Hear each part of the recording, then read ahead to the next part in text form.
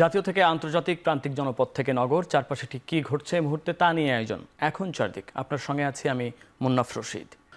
অন্তর্বর্তী সরকারের প্রধান উপদেষ্টা ডক্টর মোহাম্মদ ইউনূস বলেছেন, সম্প্রতি নারীদের উপর জঘন্য হামলার খবর আসছে যা উদ্বেগজনক।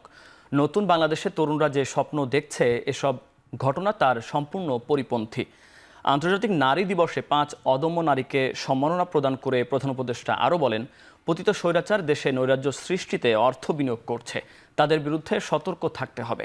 শনিবার সকালে রাজধানীর ওসমানী মিলনায়তনে এ আয়োজনে অর্থনৈতিকভাবে সফল নারী হিসেবে সম্মাননা পান শরীফা সুলতানা, শিক্ষা ও চাকরি ক্ষেত্রে সফল নারীর পুরস্কার পান হালিমা বেগম, সফল জননী হিসেবে মেরিনা বেসরা, সমাজ উন্নয়নে অবদানের স্বীকৃতিস্বরূপ মহিন মোহনাকে সম্মাননা প্রদান করা হয়। এছাড়া নির্যাতনের দুঃস্বপ্ন মুছে জীবন সংগ্রামে সফল নারী হিসেবে সম্মাননা পান লিপি বেগম। বিশেষ সম্মাননা প্রদান করা হয় বাংলাদেশ নারী ক্রিকেট দলকে।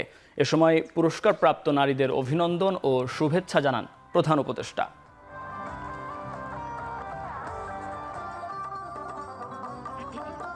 পঞ্চম, সমাজ উন্নয়নে আমরা কত গর্বিত আমাদের সাফল্যের জন্য এবং অন্য যারা পুরস্কার পেয়েছেন তাদের সবার জন্য। তারা পৃথিবীর সামনে আমাদের তুলে ধরেছে, সেই জন্য এই অভিনন্দন। নারীদের অর্থনৈতিক ক্ষমতায়নে সরকার সবসময় সচেষ্ট, এই জন্য বিভিন্ন ধরনের উদ্যোগ চলমান। ধর্মীয় আবেগকে ব্যবহার করে নারীদের অসম্মানকারীরা ছাড় পাবে না বলে জানিয়েছেন স্থানীয় সরকার উপদেষ্টা আসিফ মাহমুদ সজীব ভূঁইয়া। শনিবার আগারগাঁওয়ে এলজিইডির বিভিন্ন প্রকল্পে নারীদের মধ্যে শ্রেষ্ঠ আত্মনির্ভরশীল নারী সম্মাননা প্রদান অনুষ্ঠানে আরও বলেন, নারীদের নিরাপত্তা বিঘ্ন ঘটানোর অপচেষ্টা করা হলে কঠোরভাবে দমন করা হবে। ধর্মের আবেগকে ব্যবহার করে নানাভাবে নারীদেরকে নিচু করে দেখানোর এবং হ্যারাসমেন্ট করার মতো ঘটনা ইতিপূর্বে ঘটেছে। আমরা স্পষ্টভাবে বলে দিতে চাই, আমাদের ধর্ম এই বিষয়টাকে অ্যালাউ করে না। আমাদের ধর্ম আমাদের নারীদেরকে সর্বোচ্চ সম্মানের জায়গায় রাখার স্বীকৃতিটা দিয়েছে। যারা এই ধরনের কার্যক্রমের সাথে যুক্ত হয়েছে কিংবা হচ্ছে তাদেরকে আমরা সতর্ক করে দিতে চাই, সরকার কোনো প্রকার ছাড় দেবে না। আমাদের নারীদের নিরাপত্তা বিঘ্নিত করার কোনো প্রকার ষড়যন্ত্র কিংবা চেষ্টা যে কোনো মহল থেকে হলে সেটাকে কঠোর হস্তে দমন করা হবে। একই সাথে গণপরিষদ ও জাতীয় নির্বাচনে বিএনপি রাজি নয় বলে জানিয়েছেন বিএনপির স্থায়ী কমিটির সদস্য সালাহ উদ্দিন আহমেদ। এছাড়া অনেকের কথায় এখনও ফ্যাসিস্টদের প্রতি আনুকূল্য দেখা যায় বলে মন্তব্য করেছেন জামায়াতে ইসলামীর নায়েবে আমির অধ্যাপক মুজিবুর রহমান। শনিবার রাজধানীর পল্টনে খেলাফত মজলিস আয়োজিত বিশিষ্ট ব্যক্তিদের সম্মানে ইফতার মাহফিলে এসব মন্তব্য করেন তারা।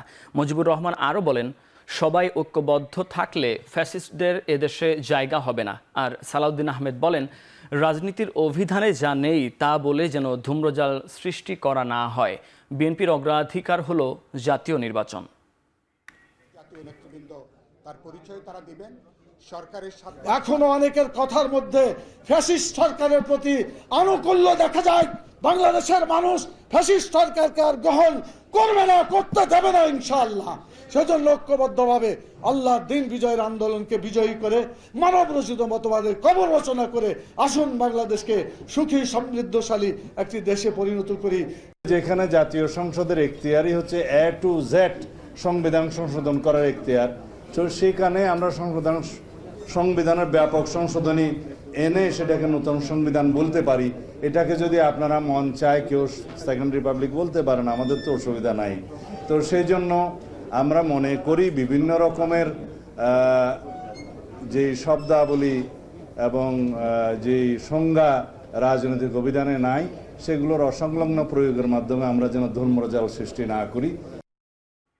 অন্তর্বর্তী সরকারের নেয়া সংস্কার প্রক্রিয়ায় জামায়াতে ইসলামীর সর্বাত্মক সমর্থন আছে। স্বৈরতন্ত্র যাতে আর না ফিরতে পারে সেজন্য গণতান্ত্রিক ধারা প্রতিষ্ঠায় সংখ্যানুপাতিক পদ্ধতিতে নির্বাচন চায় জামায়াত।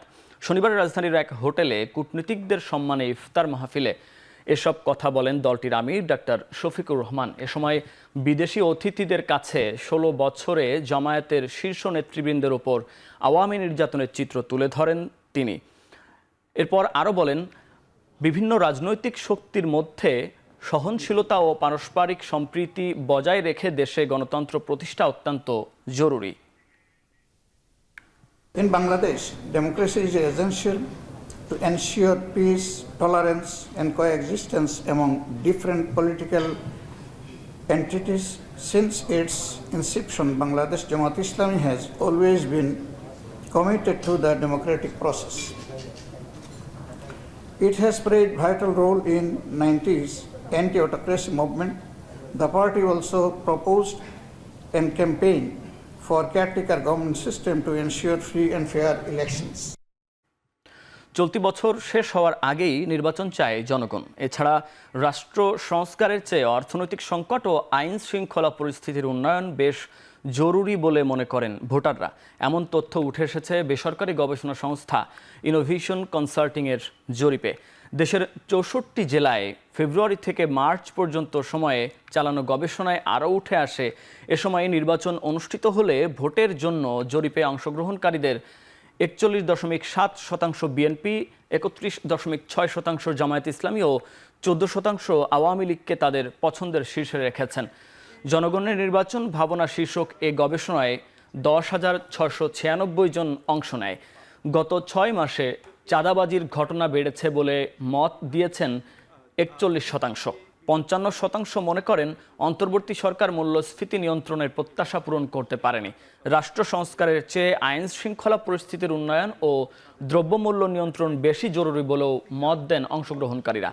জরিপে অংশগ্রহণকারীদের 59% এ বছরের মধ্যে নির্বাচন চান, 14.5% আগামী বছর ও 10.9% অংশগ্রহণকারী 2026-এর পরে নির্বাচন অনুষ্ঠানের পক্ষে মত দিয়েছেন। কিন্তু আমাদের এখন চারদিকে নিচ্ছে একটা বিরতি, ফিরছি কিছুক্ষণ পর।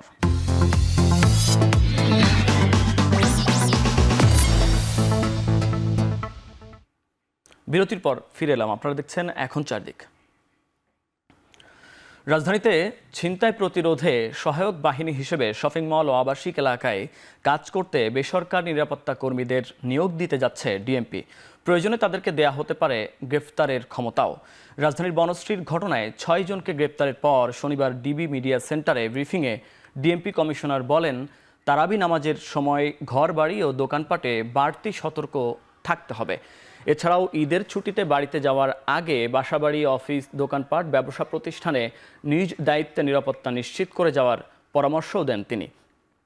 বনশ্রীর ঘটনায় তদন্ত করে জড়িত 7 জনের মধ্যে 6 জনকেই গ্রেফতার করা হয়েছে। গেল 23 ফেব্রুয়ারি দোকান থেকে বাসায় ফেরার পথে বনশ্রীতে স্বর্ণ ব্যবসায়ী আনোয়ার হোসেনকে গুলি করে 200 ভরি স্বর্ণ লুট করে নেয় দুর্বৃত্তরা। এ ঘটনায় শুক্রবার তাদের গ্রেফতার করে উদ্ধার করা হয় স্বর্ণ, টাকা, অস্ত্র ও মোটরসাইকেল।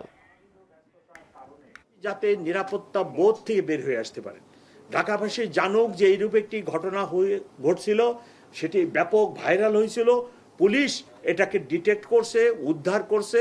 সো আমাদের পুলিশ সক্ষম, ঘটনা একটি দুটি হলো, আমাদের পুলিশ সক্ষম।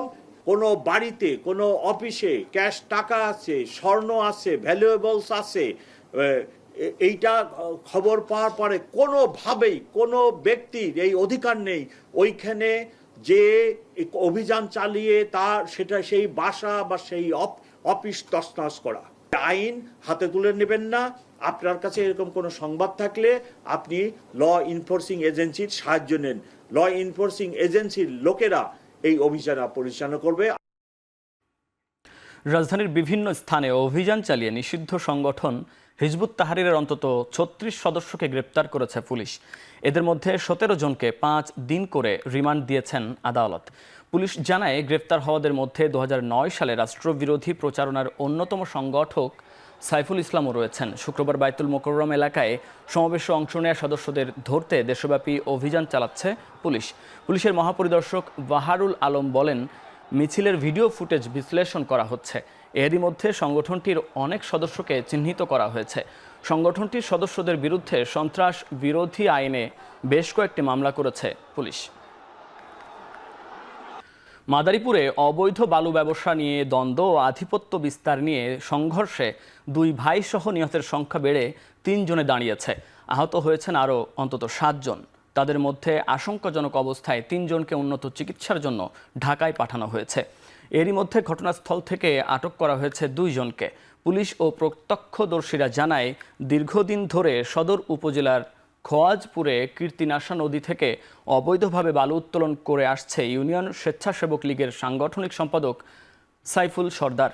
এ নিয়ে দ্বন্দ্ব হয় একই এলাকার শাহজাহান খানের সঙ্গে। এরই জেরে শনিবার বেলা 11টার দিকে সাইফুলের ওপর হামলা চালায় প্রতিপক্ষের লোকজন। খবর পেয়ে তাকে উদ্ধারের জন্য এগিয়ে যায় পরিবারের সদস্যসহ বেশ কয়েকজন। এ সময় সাইফুল সহ তার আপন ভাই আতাউরকে কুপিয়ে হত্যা করা হয়। আহত হন আরও অন্তত 7 জন। তাদের উদ্ধার করে সদর হাসপাতালে নেওয়া হলে 3 জনকে উন্নত চিকিৎসার জন্য ঢাকা মেডিকেলে পাঠানো হয়েছে। এদিকে হত্যাকাণ্ডের পর এলাকায় থমথমে অবস্থা বিরাজ করছে। মোতায়েন করা হয়েছে সেনাবাহিনী সহ আইন শৃঙ্খলা রক্ষা বাহিনীর অতিরিক্ত সদস্য। এখন চারদিকে নিচ্ছি আরও একটা বিরতি, ফিরছি কিছুক্ষণ পর।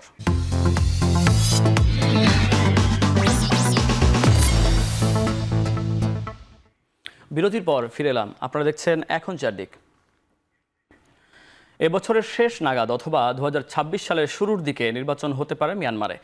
গৃহযুদ্ধের মধ্যে নির্বাচনের সম্ভাব্য তারিখ ঘোষণা করেছেন জান্তা প্রধান মিন ওয়াং লাইং। শনিবার বিষয়টি নিশ্চিত করে দেশটির রাষ্ট্রীয় সংবাদ মাধ্যম। 4 বছর আগে 2021 সালে ভোট কারচুপির অভিযোগ এনে মিয়ানমারের গণতান্ত্রিক নেতা ওয়াং সান সুচিকে গ্রেপ্তার করে ক্ষমতা দখলে নেয় দেশটির সেনাবাহিনী। নির্দিষ্ট সময়ে নির্বাচন দেওয়ার কথা থাকলেও তা নিয়ে চলে গড়িমসি।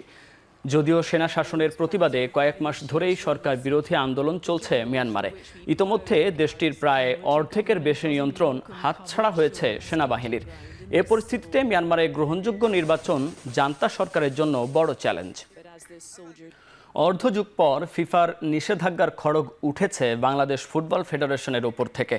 নতুন কমিটির জন্য নিঃসন্দেহে স্বস্তির খবর এটি। আর এই নিষেধাজ্ঞা উঠে যাওয়ার কৃতিত্ব বাফুফের সভাপতি তাবিত আউয়ালের বলে জানান সহসভাপতি ফাহাদ করিম। 18 হয়েছে, 6 বছরও হয় নাই। তাবিত আউয়াল সাহেব 100 দিন এটা করেছেন। উনি কিন্তু এই ব্যাপারে অত্যন্ত স্ট্রিক্ট এবং এই ইন্টারনাল অডিট কমিটি কিন্তু প্রথম মিটিং উনি করেছে এবং ফাইন্যান্স কমিটি উনি নিজের কাছে রেখেছে। ওনার অ্যাপ্রোচ আপনি বুঝতে পারেন যে he is very serious about it. পিছন দিকে না থেকে আমরা সামনের দিকে তাকাই। গতকাল আমরা এটা থেকে বের হয়েছি। এটা সকলেরই অর্জন, দেশের অর্জন, ফুটবলের অর্জন। And let us look forward. ইনশাল্লাহ আমরা মনে করি এই রেস্ট্রিকশন থেকে বের হওয়ার জন্য আমরা সামনে ফিফার সাথে অনেক কিছু করার যে অপরচুনিটি আছে, যে দুয়ার আছে, সেটা উন্মোচন হলো। শেষ করছি এখন চারদিক। এখন টেলিভিশন ওয়েবসাইটে দেখতে ভিজিট করুন www.ekhon.tv এবং ফেসবুকে দেখতে ভিজিট করুন facebook.com/tv.ekhon এবং ইউটিউবে দেখতে ভিজিট করুন youtube.com/c/ekhon tv।